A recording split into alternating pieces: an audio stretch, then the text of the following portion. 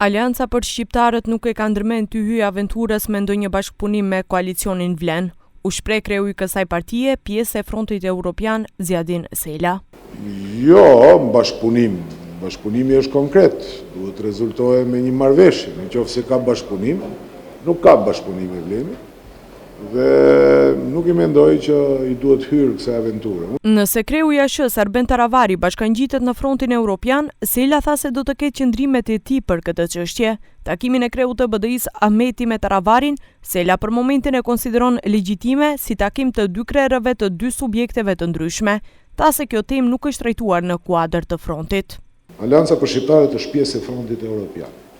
Dhe ne kemi drejtën në mënyrë hipotetike për të përgjigjem që qëndrimin tonë të themi kur të hapët këtë debat në kuadër të Frontit Evropian.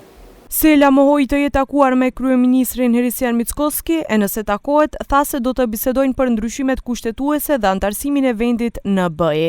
As nuk jam takuar dhe as nuk kam të planifikuar ndonjë takim me kryeministrin Mickoski. Apo. Në momentin që do të ketë një takim, po më do informoj, nuk ka asgjë të keq. Vetëm se t'jeni sigurt. Nëse realizohet një takim i tillë. Zjadin Sela dhe Alianca për shqiptarët është e interesuar të diskutojë për tema reale. Sela tha se gjithashtu do të kërkojë një ndryshim të kushtetutës në pjesën për gjuhën shqipe, si dhe një ndryshim në vendimarrjen e gjykatës kushtetuese sipas parimit të Badenterit.